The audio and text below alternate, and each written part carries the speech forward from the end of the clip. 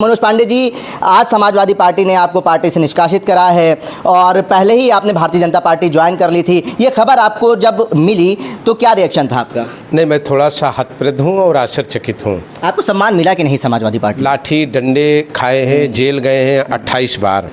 Samajwadi party के बड़े नेताओं में शामिल 30 साल समाजवादी पार्टी के साथ कंधे से कंधा मिलाकर खड़े रहने वाले, 2 बार समाजवादी सरकार में मंत्री रहने वाले मनोज पांडे को आज समाजवादी पार्टी से निष्कासित कर दिया गया है। मनोज पांडे के आवास पर हम लोग हैं। विधायक मनोज पांडे ने 18 मई को भारतीय जनता पार्टी ज्वाइन कर ली थी। अमित शाह के नेतृत्व में भारतीय जनता पार्टी ज्वाइन करी थी और उनके आवास पे हम दिखा देते हैं आपको। देख सकते हैं प्रधानमंत्री नरेंद्र मोदी की फ़ोटो लगी हुई है, गृह मंत्री अमित शाह की है और राष्ट्रीय अध्यक्ष जेपी नड्डा जी की है और मुख्यमंत्री योगी आदित्यनाथ जी की है। हमारे साथ बात करने के लिए मनोज पांडे जी हैं। मनोज पांडे जी, आज समाजवादी पार्टी ने आपको पार्टी से निष्कासित करा है और पहले ही आपने भारतीय जनता पार्टी ज्वाइन कर ली थी। ये खबर आपको जब मिली तो क्या रिएक्शन था आपका? नहीं, मैं थोड़ा सा हतप्रद हूँ और आश्चर्यचकित हूँ। जिस पार्टी को हमने आज से 1 साल पहले, 1 साल से भी कुछ ज़्यादा दिन हो गया, मैंने स्वतः छोड़ करके और सार्वजनिक रूप से करीब लाखों की संख्या में वहाँ लोग थे ऊंचाहार में, आदरणीय भारत के यशस्वी गृह मंत्री अमित शाह जी की गरिमामयी उपस्थिति में हमें ज्वाइन कराने आए थे दिल्ली से। उनकी उपस्थिति में हमने भारतीय जनता पार्टी ज्वाइन कर लिया था ऑफिशियल रूप से जी। जिस दल में मैं था ही नहीं तो वहाँ रखने और निकालने का कोई औचित्य नहीं उठता। तो ये निश्चित रूप से हास्यास्पद है कि उस दल से हमें निकाला गया जिस दल का मेरा अब कोई वास्ता नहीं, नंबर 1। दूसरी चीज़ है कि जो तमाम चीज़ें और लिखी गई मैं उस पर नहीं जानना चाहता। मैं आदर करता हूँ ऐसे लोगों का और बड़ी विनम्रता से ये कहना चाहता हूँ कि जहाँ लोगों ने ये बात किया कि हमने अवसर दिया, संरक्षण दिया, तो मैं ये कहना चाहता हूँ कि कोई पार्टी और कोई व्यक्ति अपनी दम पर नहीं खड़ा होता। उस पार्टी के हजारों लाखों लोगों की उसके पीछे मेहनत होती है, उनके त्याग होते हैं, उनके बलिदान होते हैं। सत्ता की कुर्सी कार्यकर्ताओं और तमाम हम जैसे लोगों की मेहनत से ही मिली थी 2012 में। ये ठीक है कि सरकार में मैं 2 बार मंत्री रहा, लेकिन 30 साल का हमारा अपना राजनीतिक जीवन का समर्पण रहा। वो 30 साल बहुत अच्छे नहीं रहे, फूलों पे नहीं चलने के रहे, कांटों पे चल के हम लोग चले हैं। आपको सम्मान मिला कि नहीं समाजवादी पार्टी? लाठी डंडे खाए हैं, जेल गए हैं 28 बार। पूरे प्रदेश में कोई घटना घटी है जहां जुल्म अत्याचार हुआ वहां मनोज पांडे पहुंचे हैं, धरना प्रदर्शन हुआ है, गिरफ्तारी हुई है हमारी। और कोई चीज़ आदान और प्रदान होता है, कोई किसी को फ्री में कुछ नहीं देता। 30 साल व्यक्ति का राजनीतिक जीवन बहुत बड़ा होता है। मैं रायबरेली से चुन के आता हूँ जी, और बिना समाजवादी पार्टी के भी मैं जीत के आया हूँ रायबरेली से, ये आपकी जानकारी में नहीं होगा। और जिस विधानसभा से मैं जीत के आता था वहाँ कभी समाजवादी पार्टी का खाता नहीं खुला, कभी सम्मानजनक लड़ाई में नहीं रही। वहाँ पर समाजवादी पार्टी वहाँ कभी सम्मानजनक लड़ाई में नहीं रही। वहाँ पार्टी ने मनोज जी आपको सम्मान दिया, मुख्य सचेतक बनाया, 2 बार मंत्री बनाया समाजवादी पार्टी ने। नहीं, इसलिए नहीं बनाया। इसलिए बनाया कि समाजवादी पार्टी का मैं काम करता था। समाजवादी पार्टी में लोगों को जोड़ता था। समाजवादी पार्टी को सत्ता तक पहुँचाने में कहीं 1% हमारा भी ये योगदान रहा। तो अब वो जो अध्याय ख़त्म हो गया उस पर हम कोई बात नहीं करना चाहते। हम आज की बात करना चाहते हैं। आज मैं हतप्रद हूँ, आश्चर्यचकित हूँ। दूसरी चीज़ की ये विचार लोगों को तब करना चाहिए जो लोग आज अंतरात्मा की बात कर रहे हैं। तो अंतरात्मा उसी की जगती है जिसकी जिंदा होती है। मरे हुए लोगों की अंतरात्मा नहीं जगती है जी। जिंदा व्यक्ति की अंतरात्मा जगती है। हमारी अंतरात्मा पहले से भी जगी थी, जगी है और जगी रहेगी। समाजवादी पार्टी के कई नेता हैं, कई प्रवक्ता हैं, कह रहे हैं कि जिन लोगों ने राज्यसभा चुनाव में समाजवादी पार्टी के विपरीत जाके वोट डाला है उनका कुछ निजी लाभ हो रहा था, इस वजह से तमाम आरोप आपके ऊपर लगते हुए नजर आए। नहीं, क्या हमारा निजी लाभ हुआ ये आप भी जानते होंगे, आप पत्रकार हैं और पत्रकार तो लोकतंत्र का सबसे मजबूत स्तंभ होता है। तो हमें क्या क्या लाभ मिला है वो जानकारी आपको भी होनी चाहिए, हमारे क्या सभी पत्रकारों को होनी चाहिए। और ये आरोप लगाने वाले लोगों को सोचना चाहिए कि मैं रायबरेली से विधायक था और रायबरेली के इस 30 साल के राजनीतिक जीवन में ना जाने कितने हमारे सामने प्रस्ताव आए होंगे। और जो आरोप लगा रहे हैं ये तो रेजकारी है, इनकी कोई हैसियत नहीं है। इनमें तमाम लोग हैं जिनको हमने उंगली पकड़ करके चलना सिखाया है। इनकी हैसियत नहीं है कि हमको राजनीति सिखाएंगे। हाँ, मैं राष्ट्रीय नेतृत्व तो जरूर हमारे चरित्र के बारे में जानता है। वो जानता है कि 30 साल में मनोज पांडे न कभी बिके हैं न टूटे हैं। अंतरात्मा में झांक करके देखें कारण क्या था। कारण कोई नया नहीं था, वो कारण आप सब लोग दिखा चुके हैं चैनलों में, समाचार पत्रों ने छाप रखा है। कोई नई बात नहीं कहने जा रहा हूँ। समाजवादी पार्टी में भी रह करके जब भारत के 110 करोड़ सनातनियों और हिंदुओं के चीरहरण हो रहा था, उनकी आस्थाओं पर कुठाराघात हो रहा था, रोज यहाँ पर रामचरितमानस को जलवाया जा रहा था, प्रभु राम के बारे में अशब्द कहा जाता था, माता सीता के बारे में अशब्दों का इस्तेमाल किया गया, गंगा मैया को गंदा नाला कहा गया, दुर्गा जी के बारे में क्या कहा गया, क्या इनाम मिलता था?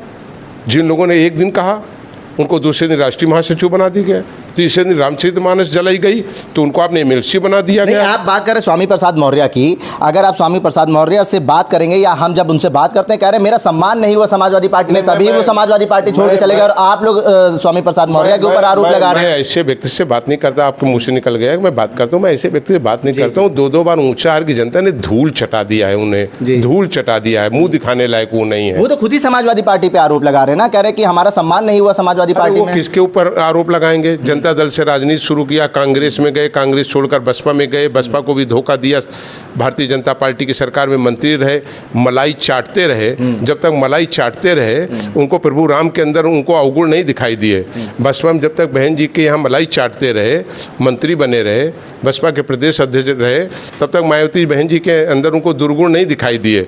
जब भारतीय जनता पार्टी में और जब समाजवादी पार्टी में मंत्री बन गए तब भी उनको दुर्गुण नहीं दिखाई दिया। तो जिन लोगों ने कहाँ पर छाके छानी है उनके बारे में नहीं। मनोज पांडे का सिंगल इतिहास है, एक राजनीतिक दल 30 साल।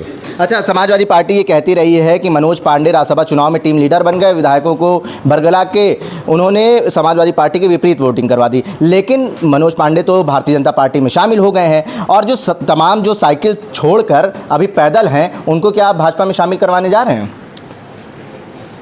अब बहुत सारी चीज़ें समय पर ही अच्छी लगती हैं, इसमें कोई दो राय नहीं। बहुत सारे हमारे साथी हैं, भाई हैं, हमारे शुभचिंतक हैं, मनोज पांडे पर विश्वास करते हैं। अगर वो हमारे साथ आ जाएंगे तो आपको क्या तकलीफ है? कोई तकलीफ किसी को रोक नहीं पाएगा। कोई किसी को रोक नहीं पाएगा। अभी आगे देखिए क्या क्या होता है जी। अच्छा, जब अखिलेश यादव से प्रेस कॉन्फ्रेंस में सवाल करते हैं आपके बारे में, मनोज पांडे चले गए, क्रॉस वोटिंग कर दी, समाजवादी पार्टी के विपरीत उन्होंने वोट डाला, वो कह रहे हैं कुछ हमारे लोग भी भारतीय जनता पार्टी में होने चाहिए। ठीक है, उनके व्यवहार का, उनकी सोच का भी धन्यवाद। उनके व्यवहार का, उनकी सोच का भी धन्यवाद। नेता हैं, बड़े नेता हैं, वो अच्छे व्यक्ति हैं, देश के तीसरे बड़े नेता हैं। केवल आप डेमोक्रेसी में पार्लियामेंट और विधानसभाओं से आप नहीं कर सकते। तो उत्तर प्रदेश में 2017 में तो 46 ही विधायक थे, अब 90 हैं। संख्या के बल से नहीं किया जा सकता। जनता जिसको स्वीकार करे। आज देश की आबादी में 67% लोग वो भारतीय जनता पार्टी के साथ खड़े हुए हैं। लेकिन पीडीए का तोड़ नहीं खोज पा रही ना भारतीय जनता पार्टी, और पीडीए की वजह से उत्तर प्रदेश में परिणाम आप देख रहे हैं। Samajwadi party 37 seat. आप किस पीडीए की बात करते हैं? आपने शायद कवर नहीं किया कि पुलिस भर्ती में क्या हुआ, सिंचाई भर्ती में क्या हुआ, पीडब्ल्यूडी की भर्ती में क्या हुआ, सचिवालय की भर्ती में क्या हुआ, 69,000 शिक्षक भर्ती भी हुई है ना सर, सहकारिता की भर्ती में क्या हुआ। कहाँ बेचारे हमारे पाल भाई, लोधी भाई, कुम्हार भाई, कहार भाई, केवट भाई, मल्ला भाई, निषाद भाई, हमारे ये कहाँ दिखाई देते? तो प्रदर्शन कर रहे हैं सर, भारतीय जनता पार्टी की सरकार है तब भी वो प्रदर्शन कर रहे हैं। कहाँ गए पिछड़ा दलित अल्पसंख्यक? कोई प्रदर्शन नहीं कर रहा। ये भर्ती किसकी है?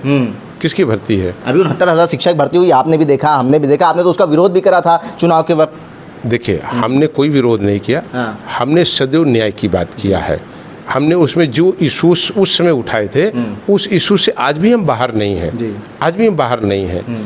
यदि आपने विधानसभा में हमारे सवालों को नहीं देखा, हमारी विधानसभा की बातों को नहीं उठाए देखा, हम आज भी जो लोग उत्तर प्रदेश में कहीं सताए जाएंगे उनके अधिकारों का हनन होगा, एक मर्यादा में और अपने संसदीय परिपाटी में रह करके उनकी मांगों को उठाया जाएगा। यही लोकतंत्र की यही परिभाषा है। अभी मंत्रिमंडल का विस्तार होगा भारतीय जनता पार्टी उत्तर प्रदेश सरकार में, मनोज पांडे को क्या उम्मीदें हैं? नहीं, मनोज पांडे एक ऊंचा हार के बेटे हैं। ऊंचा हार की जनता का आशीर्वाद हमें प्राप्त है। राजनीति में लक्ष्य पद और प्रतिष्ठा का नहीं है, राजनीति में लक्ष्य है गरीब, कमज़ोर, सताए हुए लोगों की मदद करना, क्षेत्र का विकास करना, और जो राजनीति की हमारी पूंजी है, जनता का विश्वास और उनकी विश्वसनीयता, वो बनाए रखना ही हमारे लिए सबसे बड़ी जिम्मेदारी है। जो मनोज पांडे ऊंचा हार से सालों से समाजवादी पार्टी के सिंबल से चुनाव लड़ते आए थे, अब वो भारतीय जनता पार्टी के सिंबल से चुनाव लड़ते हुए नजर आएंगे ऊंचा हार में? नहीं, ये तो मजबूर आपने कर दिया। ये तो लोगों को पूछना चाहिए, ये लोगों को पूछना चाहिए। और फिर आज किस पीडीए की आप बात करते हैं? आज पीडीए कहाँ है? पीडीए तो आज आइए देखिए भारतीय जनता पार्टी में आप भी ऐसी बात करते हैं। गांव में कहावत है, आंधर बाटे रेवड़ी आपन आपन दे।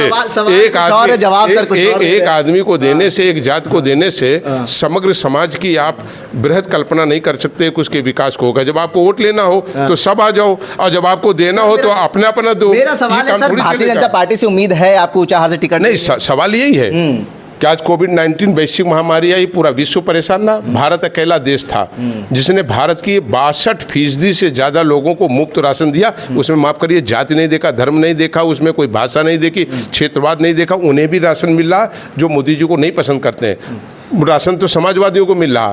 किसान सम्मान, सर एडवाइजरी जारी कर दी कि अकेले महिलाएं ना जाएं इंडिया सफर करने। किसान सम्मान निधि आज सबको मिल रहा है। आज पीएम आवास सबको मिल रहा है। आज शौचालय सबको मिल रहा है। टोटी खोलिए, घर में पानी सबको मिल रहा है। उसमें कोई जाति और बिरादरी नहीं। ये है पीडीए। पीडीए ये है। आज देखिए, भारत की एक दलित महिला आज भारत के सर्वोच्च पद पर, राष्ट्रपति के पद पर बैठी हुई है। एक पिछड़ी समाज का व्यक्ति आज पूरे देश का नेतृत्व कर रहा, भारत के प्रधानमंत्री के रूप में है। और जहां एक घर से ही केवल काम चलना हो तो माफ़ करिए, एक घर से पूरे देश का और उत्तर प्रदेश का 27 करोड़ का भला नहीं हो सकता। तो आप मानते हैं परिवारवाद सिर्फ समाजवादी पार्टी में है, भाजपा में नहीं है? देखिए, अगर आप उसकी कल्पना करिए तो एक परिवार से 42 लोग जनप्रतिनिधि, ये कैसे संभव है? इसका नाम तो गिनीज बुक में जाना चाहिए। एक लिम्का बुक भी कोई बना, उसमें भी जाना चाहिए। क्या आप नहीं जानते? कि आपने नहीं चलाया इस बात को? क्या संदेश देंगे अखिलेश जी? नहीं, कोई संदेश नहीं।